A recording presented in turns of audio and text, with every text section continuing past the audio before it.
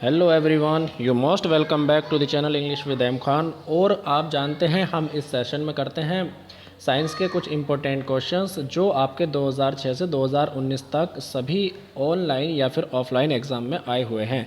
उम्मीद करता हूं अगर आप इस सेशन को ध्यान से देखते होंगे तो आपको किसी भी साइंस के क्वेश्चन को पढ़ने की दोबारा से ज़रूरत नहीं पड़ेगी और आपके एग्ज़ाम में कोई भी क्वेश्चन आपका नहीं बचेगा। सही है, चलिए करते हैं स्टार्ट। पहला क्वेश्चन आपके पास है, वह धातु कौन सी है जो विटामिन B12 की एक घटक है। तो साथियों आपको ध्यान रखना है, B12 की घटक का मतलब है कि जहाँ से हमारे शरीर में रक्त की कमी होती है तो उस धातु की भी कमी हो जाती है। ठीक है, तो आपको ध्यान रखना है कि वह धातु कौन सी है जो विटामिन B12 की एक घटक होती है। तो इसको ध्यान रखेंगे, कोबाल्ट होता है ये। ठीक है, कोबाल्ट। तो बढ़ेंगे अगले क्वेश्चन की तरफ। अगला क्वेश्चन आपके पास है, विटामिन B12 में कौन सा धातु आयन उपस्थित रहता है। तो आपको इसका ध्यान रखना है कि देखिए ये जो B12 का क्वेश्चन है ना, ये कई एग्ज़ाम में घुमा घुमा कर कई तरह से पूछा गया है। ठीक है, तो इसका आपको आंसर ध्यान रखना है, कोबाल्ट ही रहेगा। ठीक, अगला क्वेश्चन आपके पास है, किस विटामिन की कमी होने पर प्रणाशी रक्ताल्पता हो जाती है, यानी कि खून की कमी हो जाती है। साथियों ध्यान रखेंगे, B12 की ही कमी से होता है खून की कमी। ठीक है ना। चलिए बढ़ते हैं अगले क्वेश्चन की तरफ। अगला क्वेश्चन हमारे पास है, किस विटामिन को अपनी सक्रियता के लिए कोबाल्ट की आवश्यकता होती है। तो सभी ध्यान रखेंगे किस तरह से पूछा गया है, ये क्वेश्चन कितने एग्जाम में आया हुआ है ये आपको इससे अंदाज़ा लग रहा होगा, तो फिर आपको पता भी होना चाहिए कितना इंपॉर्टेंट ये बन जाता है इस तरह से। किस विटामिन को अपनी सक्रियता के लिए कोबाल्ट की आवश्यकता होती है, अभी हमने पढ़ लिया है, रिपीट क्वेश्चन हो गया है। आगे बढ़ जाएं। विटामिन ई विशेषता किसके लिए महत्वपूर्ण होता है। तो ध्यान रखेंगे जो एपिथेलियम ऊतक होते हैं, ठीक है, ये क्या होते हैं, ये आपके स्किन को बनाने के लिए काम में आते हैं। ठीक, तो आपने देखा होगा साथियों कि स्किन ऑयल जो होते हैं, बालों का तेल या फिर स्किन ऑयल जो आपके स्किन पर लगाने के लिए होते हैं, मॉइस्चर रखने के लिए होते हैं, तो उनके अंदर विटामिन ई सामान्य तौर पर पाया जाता है। ये अगर आपने नहीं देखा होगा, आपके घर में होगा, तो उस पर पढ़ के देख लेना। ठीक है, और फिर अगला क्वेश्चन आपके पास है, देखिए पहले इसको जान लें थोड़ा सा। विटामिन ई का प्रमुख स्रोत क्या होता है, तेल, गेहूं या अंडों की जर्दी होता है। ठीक, उसके अंदर विटामिन ई पाया जाता है और सोयाबीन के अंदर भी पाया जाता है। ये कोशिका कला की सुरक्षा, कोशिका कला ये क्या होता है आपका, ये कोशिका की झिल्ली होती है। ठीक, कोशिका कला की सुरक्षा और जननिक एपिथेलियम की वृद्धि, ठीक है, जननिक एपिथेलियम की वृद्धि और पेशियों की क्रियाशीलता के लिए उत्तरदायी होता है। ठीक, इसकी कमी से जो होता है, मैंने आपको पिछली क्लास में बताया था, जनन क्षमता में कमी आती है। ठीक है, जननांग तथा पेशियाँ कमज़ोर हो जाती हैं। तो बढ़िए अगले क्वेश्चन की तरफ। रक्त के स्कंदन में मदद करने वाला विटामिन कौन सा होता है। रक्त के स्कंदन में हमने बताया था ब्लड क्लॉट जो बनाया था आपका, थ्रोम्बोप्लास्टिन से संबंधी पढ़ा था विटामिन के। ठीक है, आगे बढ़ेंगे अगले क्वेश्चन की तरफ। निम्नलिखित में से कौन मानव में रक्त का थक्का बनाने के लिए अनिवार्य होता है। ये हमने पढ़ा था, विटामिन के आपका होता है। ठीक है, पढ़ा था नहीं।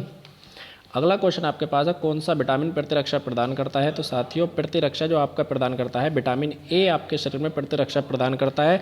अगर किसी का शरीर बहुत ज़्यादा कमज़ोर होने लगा है तो साथियों गाजर का मौसम आने वाला है, उसका जूस निकाल के पीना 30 दिन। ठीक है, आप बिल्कुल एकदम सुरख हो जाओगे।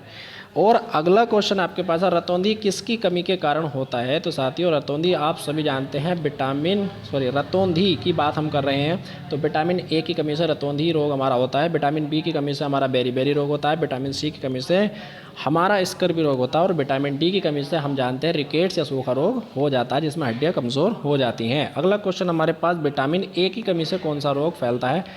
तो सभी ध्यान रखते हैं, विटामिन ए की कमी से होता है हमारा रतौंधी, जिसके अंदर आंखों से संबंधित रोग होता है। हमने आपको पिक्चर भी इसका दिखाया था कि आंखों पर एक झिल्ली बन जाती है। ठीक है, जिससे हमको रात में दिखना बंद हो जाता है और दिन में भी दिखना लगभग बंद होने लगता है। तो अगला क्वेश्चन आपके पास है, विटामिन ए का सर्वोत्तम स्रोत है। तो साथियों ध्यान रखेंगे, मूली नहीं है, गेहूँ नहीं है, नारंगी नहीं है, इसका गाजर सबसे बेहतरीन स्रोत है। इसका मौसम आने वाला है, अच्छे से खाना। ठीक है जी, गाजर, तो इसका सबसे बढ़िया स्रोत होता है विटामिन ए का।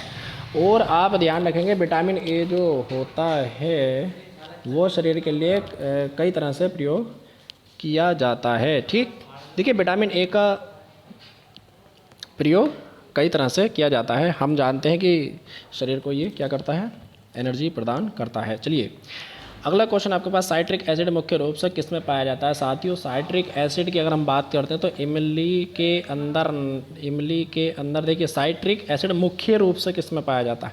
तो मुख्य रूप से तो साइट्रिक एसिड आपका नींबू में पाया जाता है, ठीक है, नींबू के अंदर, ठीक है ना, बढ़िया एकदम। तो इसको हम कर देते हैं, ये आपका आगे बढ़िए जी। अगला क्वेश्चन है, टार्ट्रिक अम्ल में क्या नहीं पाया जाता है, ठीक है। टार्ट्रिक अम्ल किस में नहीं पाया जाता, इनमें से किसके अंदर नहीं पाया। देखिए इमली के अंदर पाया जाता है, ये खट्टी होती है आपकी, सबसे ज़्यादा पाया जाता है, हमने बताया था आपको। कच्चा आम होता है उसके अंदर भी पाया जाता है, अंगूर के अंदर भी पाया जाता है, लेकिन पालक जो होता है ना आपका, पालक, इसके अंदर आपका ऑक्सैलिक अम्ल पाया जाता है साथियों। कौन सा, ऑक्सैलिक अम्ल, ऑक्सैलिक अम्ल। तो ध्यान रखेंगे इसके अंदर आपका पाया जाता है ऑक्सैलिक अम्ल। और साथियों, और देख रहे होंगे आप कितना यहाँ पर शोर रहता है, लेकिन कोई बात नहीं। ऑक्सैलिक अम्ल किसके अंदर पाया जाता है, आपका पालक के अंदर पाया जाता। और साथियों हमने बताया था ऑक्सैलिक अम्ल ही जो होता है आपके शरीर के अंदर पथरी बनाने के लिए उपयोगी होता है, ठीक है। तो आपने देखा होगा कि ऑक्सैलिक अम्ल जो पाया जाता है वो पालक के अंदर पाया जाता है। तो ये थे आपके आज के इंपॉर्टेंट क्वेश्चंस।